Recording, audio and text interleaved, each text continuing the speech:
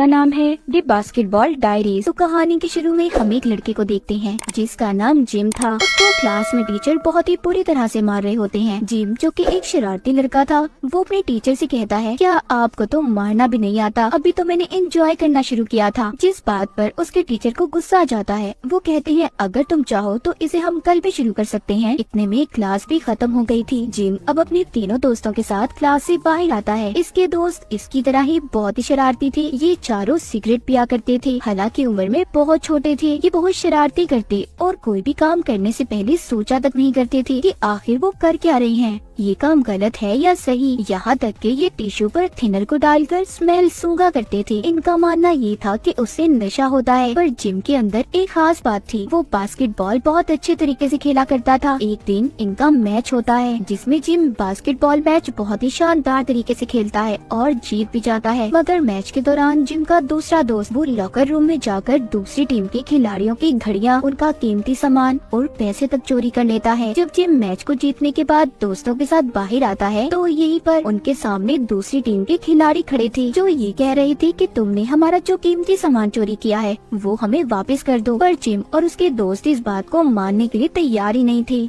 इसीलिए ये टीम के साथ लड़ना शुरू हो जाते हैं। दोनों एक दूसरे को मार रहे थे। जिसके बाद हम देखते हैं जिम हॉस्पिटल में अपने एक दोस्त से मिलने जाता है जिसको ब्लड कैंसर था। जिम का ये दोस्त जब 6 साल का था, जब से इनकी बहुत अच्छी दोस्ती थी। जिम का दोस्त भी ये जानता था कि वो बहुत अच्छा बास्केटबॉल प्लेयर है। मगर 2 साल पहले जिम के दोस्त को पता चला कि वो बीमार है। जिम दिल से चाहता था कि उसका दोस्त ठीक हो जाए क्योंकि ये उसे दुनिया में अपना सबसे करीबी मानता था। जिम उसे घुमाने बाहर लेकर जाता है मगर उसे ये बिल्कुल भी अच्छा नहीं लगता। इसलिए जिम उसे वापस से हॉस्पिटल छोड़कर अपने घर आ जाता है। जिम ज्यादातर अपना वक्त स्कूल के 3 दोस्तों के साथ रहकर गुजारा करता था। उसके पास बास्केटबॉल के साथ साथ एक और महारत थी, वो थी उसकी राइटिंग। जब भी जिम के दिमाग में कोई ख्याल आता, कोई पोयम, तो वो उसे अपनी डायरी में लिख लिया करता था। उधर जिम का दोस्त जो हॉस्पिटल में बीमार था, वो भी कुछ दिन बाद मर जाता है। जिम जब उसे देखने जाता है जिसकी हालत बहुत बुरी थी, वो अपनी बीमारी से ढांचे में बदल गया था। जिम उसकी ऐसी हालत देखकर बहुत रोता है। उसकी मौत के बाद इसे कुछ समझ नहीं आता कि वो अब अपनी जिंदगी में क्या करे। जिम अपने स्कूल के दोस्तों के साथ जब फिल्म देखकर आ रहा था तो भी वो बहुत दुखी था। वो बस अपने दोस्त की मौत के बारे में ही सोच रहा था। इसीलिए वो अपने दोस्तों को छोड़कर एक बेसमेंट में जाता है जहाँ पर कुछ लोग बैठे हीरोइन का नशा कर रहे थे। जिम वहाँ पर पहली बार उनसे इंजेक्शन लेकर खुद को लगा लेता है और उसे लगाने के बाद तो जिम का जैसे दुख दर्द सब कुछ खत्म हो गया था। वो एक अलग ही दुनिया में पहुँच गया था। और जब ये अपने घर आता है, इसकी मॉम इसकी ऐसी हालत देखकर बहुत ज्यादा परेशान होती है। जिम अपनी मॉम से कहता है कि मॉम मुझे छोड़ दें, आप कुछ नहीं जानती। अब आहिस्ता आहिस्ता जिम और उसके दोस्तों ने इस नशे को करना शुरू कर दिया था। यहाँ से शुरू हुई थी जिम की बर्बादी। पहले तो ये हफ्ते में 1 दफा ही करते थे, फिर 2 दिन, और फिर आहिस्ता आहिस्ता इन्हें ऐसा लगने लगा कि इन्हें हर वक्त वो नशा चाहिए। मगर इस नशे के लिए बहुत सारे पैसे चाहिए थे। इसीलिए रात को जब एक बूढ़ी औरत अपने घर जा रही थी तो ये उसका पर्स चोरी कर लेते हैं। यहाँ तक कि जिम का एक दोस्त उस बूढ़ी औरत को बहुत मारता है। अगले दिन स्कूल में जब ये लोग चर्च में जाते हैं तो वहाँ पर फादर इन्हें अंदर आने का कहते हैं। जिम जाने से मना कर देता है और कहता है कि आज मैं चर्च में नहीं आऊँगा। पर फादर के कहने पर वो चला जाता है और जिम को कन्फेस रूम में बिठाया गया था। दरअसल ये एक ऐसा कमरा था जहाँ पर एक इंसान फादर के सामने दिल की बात कहा करते थे जो फादर और उस इंसान के दरमियान में ही रहा करती थी। यहाँ पर जिम फादर को सब बताना चाहता था, अपने बुरे काम, अपने नशे के बारे में, मगर कुछ भी नहीं बताता। वो रोज ये सोचता बस आज वो नशा करेगा जो आखिरी बार होगा। पर वो दिन कभी आया ही नहीं कि जिम ने नशे को छोड़ा हो। नशा अब उसकी आदत बन चुकी थी क्योंकि किसी भी चीज की आदत छोड़ना इंसान के लिए बहुत मुश्किल है। एक दिन जिम स्कूल के बाथरूम में नशा कर रहा था जहाँ पर इसके मैच का कोच इसे देख लेता है। जिम नशे में था। कोच उसका फायदा उठाने की कोशिश करता है और उसे पैसे भी देता है। पर जिम को जब थोड़ा सा होश आया था तो वो उसे मारकर वहाँ से भगा देता है। अगले दिन जिम का मैच था। ये मैच से पहले भी नशा करता है। यहाँ पर इसी का एक दोस्त इसे मना कर रहा था, कहता है कि ऐसा मत करो यार, पर ये उसकी बात नहीं मानते और उसे छोड़कर तीनों दोस्त नशे की गोलियां ले लेते हैं।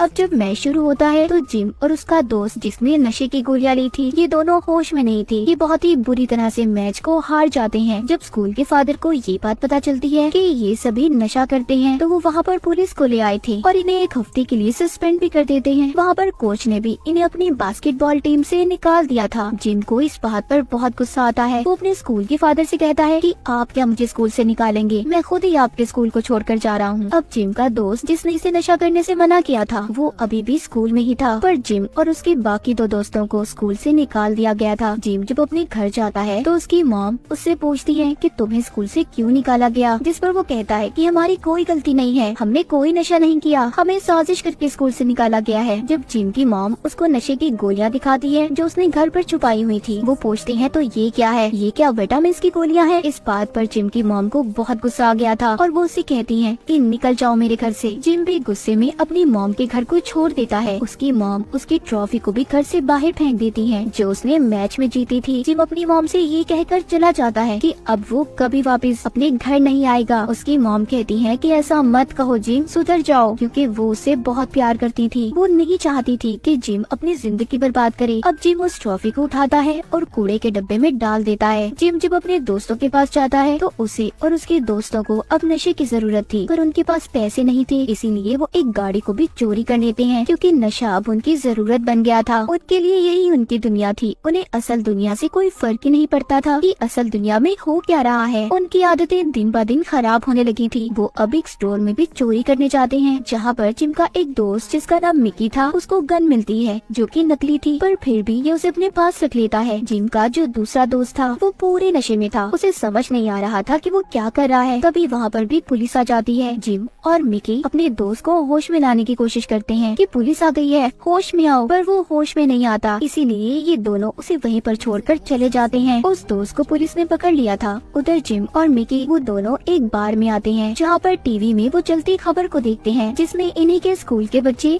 जो कि अब मैच में आगे जाने के लिए सिलेक्ट हो गए थे, उन्होंने अपने मॉम डैड के सर को फख्र से बुलंद कर दिया था। जब जिम और मिकी इस खबर को देखते हैं तो उदास हो जाते हैं, क्योंकि ये कभी इनका भी ख्वाब हुआ करता था। जिम अब अपनी मॉम के पास जाता है, मगर वो छुपकर अपनी मॉम को देख रहा था, क्योंकि उसके अंदर हिम्मत ही नहीं थी कि जिंदगी में इतनी गलतियां करने के बाद ये अपनी मॉम का सामना कर सके। इसीलिए दोबारा से ये उसी जगह पर आ जाता है जहाँ पर ये नशा किया करता था। तभी वहाँ पर एक आदमी आता है जो जिम को बहुत मार रहा था, क्योंकि जिम ने उसकी दोस्त को नशा दिया था जिससे उसकी मौत होने वाली थी। जिम उस आदमी से कहता है कि इसमें मेरी क्या गलती थी, तुम्हारी दोस्त ने उस नशे को हजम नहीं किया। पर वो आदमी उसे बहुत मारता है और सीढ़ियों से भी नीचे गिरा देता है। जिम के दिमाग ने अब काम करना भी बंद कर दिया था। उसको अलग अलग तरह से हेलुसिनेट होना शुरू हो जाता है। कभी उसे नजर आता है कि वो बास्केटबॉल खेल रहा है जिसके नेट में आग लगी हुई है, लेकिन ये सब उसका सिर्फ ख्याल था। वो आदमी उसे मारकर बर्फ के ऊपर गिरा गया था। तभी यहाँ पर एक और आदमी आता है जिसका नाम रेगी था। जिम जब नशा नहीं करता था तो रेगी इसके साथ बास्केटबॉल प्रैक्टिस किया करता था। उसे ये बात पता थी कि जिम एक बहुत अच्छा प्लेयर है, इसीलिए ये उसे उठाकर अपने घर ले जाता है। जब जिम को होश आता है तो वो रेगी के घर से जाना चाहता था। जब वो अपनी कोट की जेब को चेक करता है तो उसमें उसकी नशे की दवाई नहीं थी। जिम उस आदमी से कहता है कि तुम मेरे नशे की दवाई मुझे दे दो, पर वो कहता है नहीं, मैं ऐसे तुम्हें तुम्हारी जिंदगी बर्बाद करने नहीं दे सकता। वो उसी के सामने उसकी नशे की दवाई को पानी में फ्लैश कर देता है। जिम को उस पर गुस्सा आ रहा था। वो अपने कंट्रोल से बाहर हो जाता है और रेगी से कहता है कि तुमने मेरे नशे को जाया किया,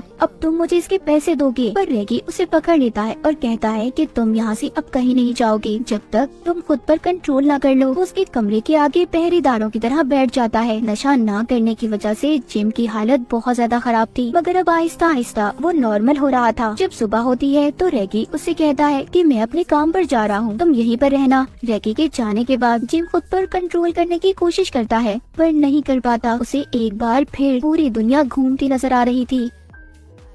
वो अब रेगी के घर में पैसे ढूंढने लगता है, पर उसे नहीं मिलते। इसीलिए वो अब यहाँ से एक लड़के के पास जाता है जो पहले कभी इसकी दोस्त हुआ करती थी। ये लड़के भी नशा करती थी। जिम अब उससे पैसे मांगता है, पर वो नहीं देती, क्योंकि एक बार इसने भी जिम से पैसे मांगे थे, पर जिम ने देने से मना कर दिया था। जिम उसकी बहुत मिन्नतें करता है, इसीलिए वो लड़की अब बैग से पैसे निकाल कर जमीन पर फेंक देती है और चली जाती है। जिम को उसकी इस हरकत पर बहुत गुस्सा आता है। वो कहता है मैं जानता हूँ तुम कौन हो, तुम एक बुरी लड़की हो, पर वो वहाँ से चली गई थी। अब जिम जमीन पर गिरे हुए पैसों को उठा लेता है क्योंकि वो ऐसे स्टेज पर था जहाँ पर इज्जत नफ्स कोई मायने नहीं रखता। लेकिन अब ये पैसे भी नशा करने के लिए काफी नहीं थे, इसीलिए जिम एक बुढ़े आदमी के साथ गलत काम करके पैसे लेता है, जिसके बाद ये अपने दोस्त मिकी के पास जाता है और ये दोनों मिलकर एक आदमी के पास जाकर उससे नशा खरीदते हैं। मगर जब ये उसे टेस्ट करते हैं तो वो नशा नकली था। ये दोनों भागकर उस आदमी के पीछे जाते हैं जो भागता भागता एक बिल्डिंग की छत पर आ गया था। मिकी जब उसे पकड़ने की कोशिश करता है तो उस आदमी का पाँव स्लिप हो जाता है, जिससे वो नीचे गिरकर मर गया था। जीप जब वहाँ पर पहुँचता है तो मिकी से कहता है कि तुमने क्या कर दिया, अब हमें कोई नहीं बचा सकता, तुमने उसे मार दिया। और जब मिकी नीचे जाकर चेक करता है तो कुछ गैंग के लोग आकर उसे पकड़ लेते हैं और बहुत मारते हैं। पुलिस ने भी उसे पकड़ लिया था। इतना सब होने के बाद भी जिम को समझ नहीं आई थी। वो दोबारा से अपनी मॉम के पास जाता है और कहता है कि प्लीज मॉम मुझे पैसे दे दो, मैं आपका बेटा हूँ,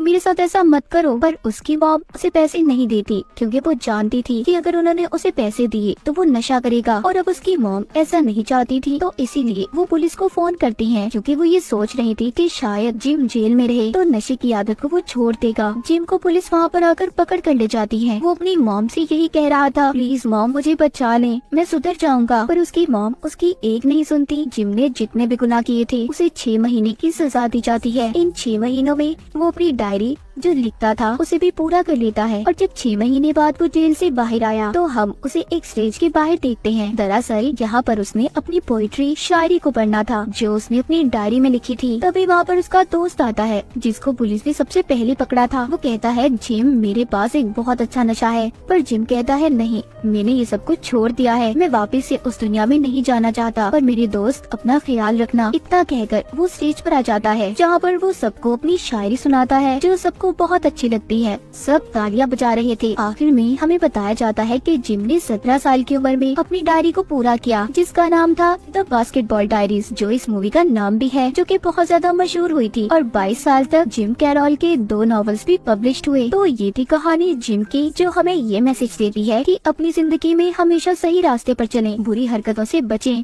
और बुरे दोस्तों की सोबतों से दूर रहें। हर बुरा काम करने से पहले या किसी भी बुरी चीज को अपनी आदत बनाने से पहले ये सोच लें कि इसका असर आपके माँ बाप की जिंदगी पर भी पड़ता है। अगर जिम की मॉम उस दिन पुलिस को ना बुलाती तो जिम कभी भी नशे को ना छोड़ता और शायद कुछ साल बाद मर जाता। तो हर बुरी आदत से दूर रहे। इसी मैसेज के साथ ये कहानी यहीं पर खत्म हो जाती है। Artlist.io